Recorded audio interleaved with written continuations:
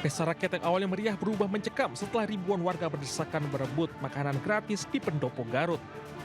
Banyak yang warga yang hadir membuat sejumlah orang injak. Akibatnya 3 orang meninggal dunia, salah satunya anggota polisi. Pesta rakyat tersebut diketahui bagian dari rangkaian pernikahan putra sulung Gubernur Deddy Mulyadi. Menanggapi hal itu, KDM mengaku terpukul adanya korban jiwa, menyampaikan permohonan maaf. Dirinya akan bertanggung jawab atas insiden tersebut. Kan pertama saya menyampaikan turut berduka cita. Semoga almarhum dan almarhumah diterima iman Islamnya, diampuni segala dosanya, kemudian ditempatkan di tempat yang mulia di sisi Allah Subhanahu wa taala. Pasca kejadian, kegiatan saat ini dihentikan dan panitia acara dievaluasi agar hal serupa tidak terjadi di kemudian hari. Dari Garut, Jawa Barat, Ils Solihin, iNews melaporkan.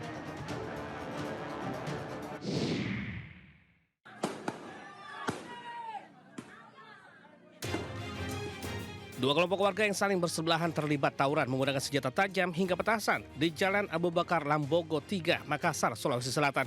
Peristiwa ini merupakan aksi susulan setelah terjadi teror penyerangan menggunakan anak panah. Dua kelompok saling tuding sebagai penyebar teror hingga berujung tawuran. Iya, karena saya lewat. Tadi agak ramai sana, dia busuk. Kenapa dia? Saya lewat sini mutar pulang. Ada memang kejadian sebelumnya nih Pak. Maksudnya keributan. Kita kenal pelaku Pak. Saya tidak kenal. Tidak ada korban jiwa dalam tawuran ini, namun bekas tawuran diantaranya panah busur ditemukan berserakan di jalan. Anak panah bahkan menancap di sepeda motor korban yang menjadi korban dari teror pembusuran. Pasca peristiwa itu, polisi terus memperketat penjagaan guna mengantisipasi kejadian serupa. Dari Makassar, Sulawesi Selatan, Sahrul Adiaksa, iNews melaporkan.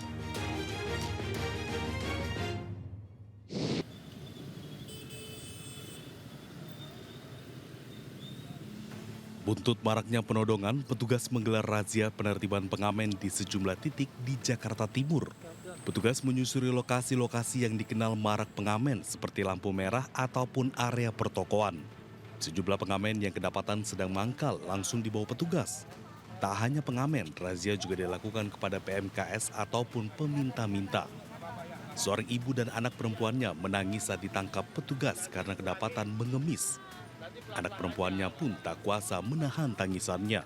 Tak hanya itu, petugas juga mengamankan suami istri yang akan mengamen di perempatan Arion Rawamangun. Meski sempat memohon untuk dilepaskan, namun petugas tetap membawa mereka. Petugas pun akan terus berjaga di titik-titik yang dinilai rawan kriminalitas. Ya tetap kita akan taruh di sana personil untuk memantau, mengantisipasi yang tidak kita inginkan, kriminalitas, kemudian juga mengurai kemacetan.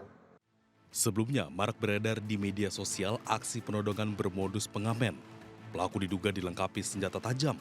Warga pun resah dan meminta petugas untuk menindak tegas para pelaku. Dari Jakarta, Rio Manik, iNews melaporkan.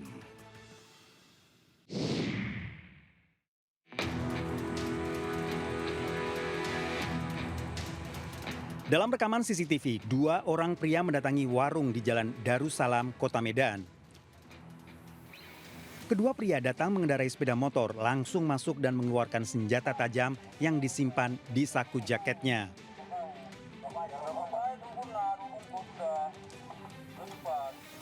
Pria ini mengancam dan mengancungkan senjata tajam kepada penjaga warung serta meminta 2 bungkus rokok. Saat kejadian dini hari, kondisi sedang sepi, korban langsung memberikan rokok yang diminta oleh kedua pelaku.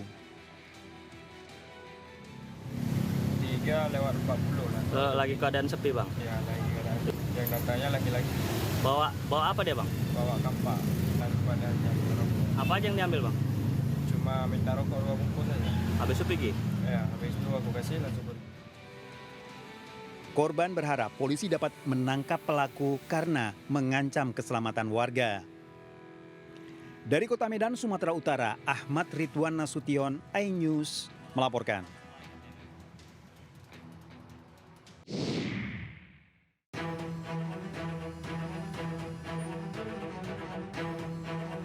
Dalam rekaman CCTV ini, pelaku mengancam korban dengan senjata api dan senjata tajam di area minimarket Mustika Jaya, Kota Bekasi.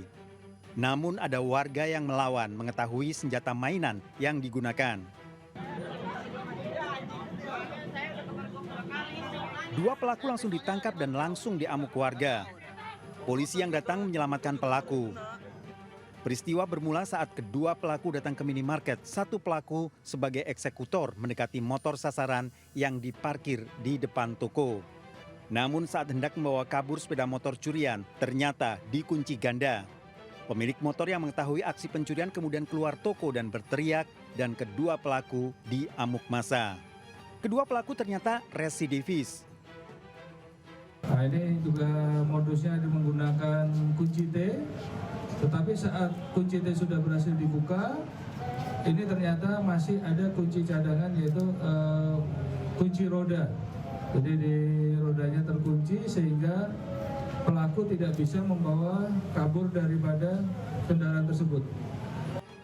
Dari tangan kedua tersangka, polisi mengamankan sejumlah barang bukti di antaranya satu senjata api replika jenis revolver, pisau, dan 2 sepeda motor. Tersangka terancam hukuman 7 tahun penjara. Dari Bekasi, Jawa Barat, Rahmat Hidayat, iNews melaporkan. 2 hari dianggurinnya, posisi ketuban udah banyak, ini udah banyak. Dokter sama sekali nggak datang? Dokter sama sekali nggak datang. Pasangan suami istri, Andi dan Irmawati asal Kuningan, Jawa Barat ini harus menerima kenyataan pahit. Setelah bayi yang dinanti sejak 7 tahun, lahir dengan keadaan tak bernyawa pada bulan Juni yang lalu. Peristiwa bermula saat istri yang mengalami kontraksi dibawa ke RSUD Linggajati setelah mendapatkan rujukan dari seorang bidan desa lantaran cairan ketuban telah pecah. Alih-alih mendapat penanganan di IGD RSUD Linggajati, pasien justru tidak tertangani selama 2 hari dengan alasan dokter kandungan tidak bisa dihubungi. Dokter 2 hari dianggurinnya, posisi ketuban udah banyak, ini udah banyak. dokter sama sekali nggak datang? Dokter sama sekali nggak datang, keterangan dari bidannya dokternya tidak bisa dihubungin. Oke, siap-siap. Tapi dari pihak rumah sakit sudah mencoba menghubungi dokter. Udah menghubungi dokter. Setelah 1 bulan berlalu, perjalanan pasangan Andi dan Irmawati dalam mencari keadilan mulai menemukan harapan. Berbagai desakan dari masyarakat agar kasus kelalaian diusut tuntas juga disuarakan pengacara kondang Hotman Paris. Hotman meminta Gubernur Jawa Barat Deddy Mulyadi merespon isu tersebut. Menanggapi berbagai desakan, Deddy Mulyadi menyebut akan mendalami dugaan kelalaian tersebut. Deddy Mulyadi menegaskan nantinya jika terbukti lalai, pihaknya akan merekomendasikan pemberhentian terhadap Direktur RSUD Linggajati ke Bupati Kuningan.